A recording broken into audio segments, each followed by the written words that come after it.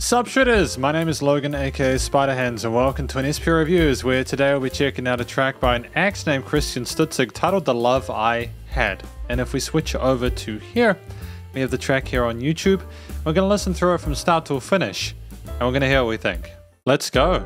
Let's do it. Boom. And boom. Haha, caught it. That chord progression, I'm familiar.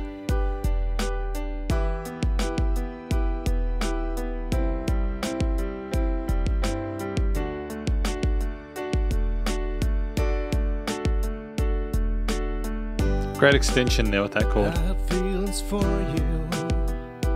Then this guy comes along the way. So he comes in and says that he loves you 'cause he got the chance. It hurt me so bad, but that guy got still in the way. And then he'll open up and send this individual, and then he'd take you away. I mean, I'm liking the combination of the piano, bass, and drums so far. I reviewed a song of Christian's very recently, and I wasn't really sure how the piano motif worked with the lyrics, the story that was being told. But the solemn nature of the way the piano is coming across here matches the story well, and I'm really stoked with how things are put together. Tonally appropriate.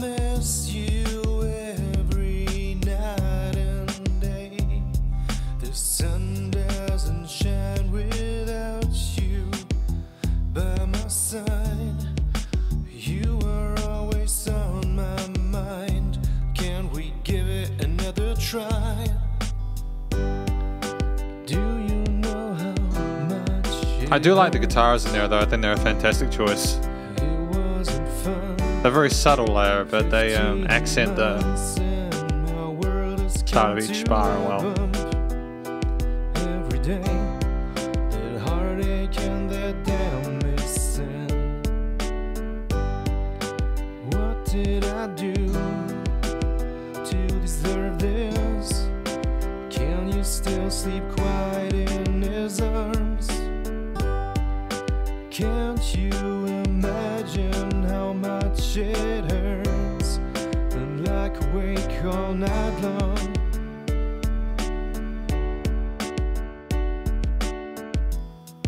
And now I miss you every night and day.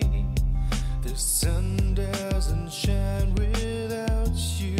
The sun doesn't shine without you. I miss you every day. The sun doesn't shine without you. I think we understand what this track is about, even without necessarily the context of the verses, so it's always good to have that.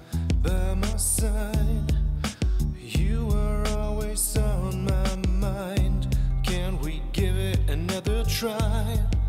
I like the vibrato there from the vocals. I think that our technique is improving throughout the tracks we release. I could imagine this life without you by my side, and I'm still alone, and he's got you, even though it wasn't planned. Do I really deserve to have my heart ripped out of my chest and taken away from me, the thing that meant the most? How am I supposed to give someone else the same love? The love I had, she died with your leaving. I understand that this is more about the story being told, about getting kind of the grief that we have off of our chest, about communicating with the person how the situation with them getting with someone else made them feel. I think you could have potentially have kind of gone more deeply into the sadness of it, kind of really exacerbated it. Have a sad guitar solo, man. Like let there be a wistful lead guitar line with some minimalist playing, you know. Bow, no, bow, bow, bow, bow. You know, like let there be an alternative voice, if that makes sense. Now I miss you every night.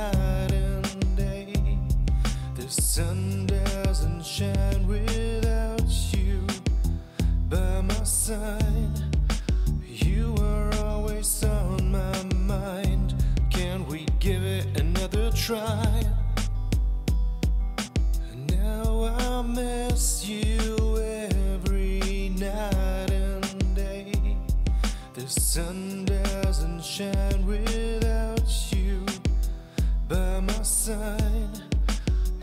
Oh, so hang on a minute. I've just realized something important.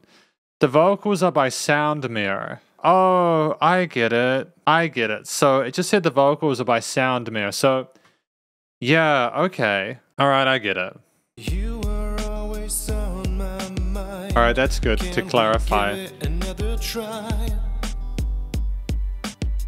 So I think that Christian is like responsible for like the music, and then Sound Mirror is responsible for like the mixing and the vocals. All right, I understand. Because this is the conclusion of my review of this track by Christian Stutzig titled The Love I Had. What I think this track is about, I think it's about someone who is kind of coming to terms with how this, the sort of menage a trois, love triangle came out. They're struggling with the fact that they weren't the one sleeping with the person they loved and that they chose someone else. I think this song is about asking whether they understand how it made them feel, you know, like trying to rationalize it, figure out all the different sides to the equation, etc. And it's basically just part of the healing process. So I get it. It's a good thing for everyone to go through to kind of find some way to heal from the pain that they're in. It's totally justified. And there's a lot of songs that talk about it. So I'm sure there'll be a lot of people who can relate to it, and this will be effective in that regard. I don't think the story is alienating or anything like that. The vocals, I think the vocals are well done. These are more appropriate than the other track I heard from Christian Stutzig today, which I think is great. Just not in regards to like the technique or like the hidden chest voice or like anything like from like a technical perspective. In general, it's more like just a emotive performance here made sense.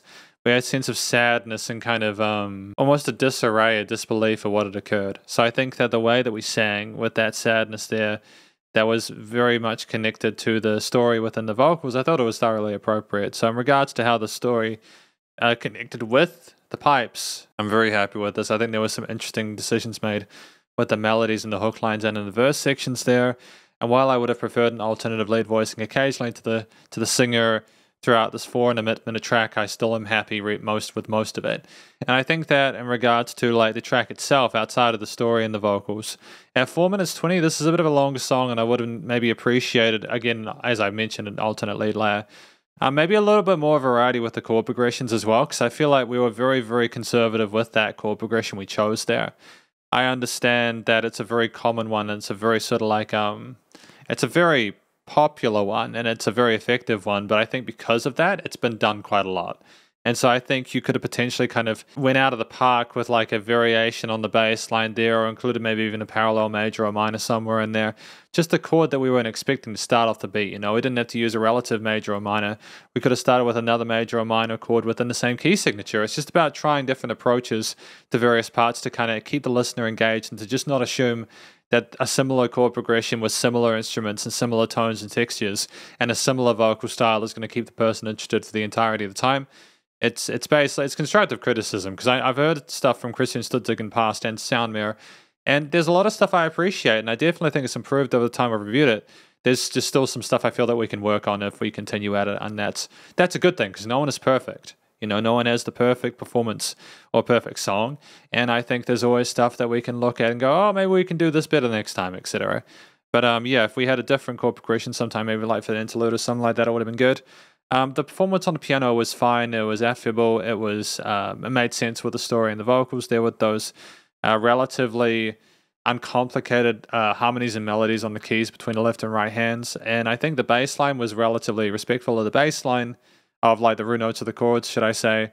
The drum beat was nice and sort of supported with the eighth note groove, etc. We didn't have a whole lot of craziness with the percussion, didn't know like kind of like wild sort of drum fills or anything like that, but I think that helped keep the song moving forward at a steady pace. And I don't think the song was meant to be super exciting or anything like that. I don't think it was meant to be like, wow, look what's happening, this is amazing, as in like breathtaking. It was more of a kind of exploration through the journey they've been going and trying to come to terms with what's occurred in their life, with their love life. So I get it. And yeah, the guitar, when it did come in, was nice. It accented some of the notes and chords that the piano was playing, which I think was great. It was almost like you were double tracking those parts within that frequency range. And yeah, in general, I think it's really yeah. There's a lot to like here. I think in addition to that, I was about to go into the recording, mixing, and mastering there, but I want to talk about the theme itself. I think the theme overall, with the various like piano, guitar, bass, and drum parts, made sense with the story. It did sound like they were going through a sad kind of depressing time of self-revelation, etc. But I also think they tried to keep a more sort of like palatable chord progression because I didn't want it to seem too depressing. So I get it. I understand why we've had things go like that. It's absolutely fine. I think with the theme making sense with the performance, without a note barely being out of place with it, with the vocals sitting well with the story, and with lots of connection there, I think this is reasonably well done. There's a few things I wasn't super duper like totally over the moon about, but most of it was good.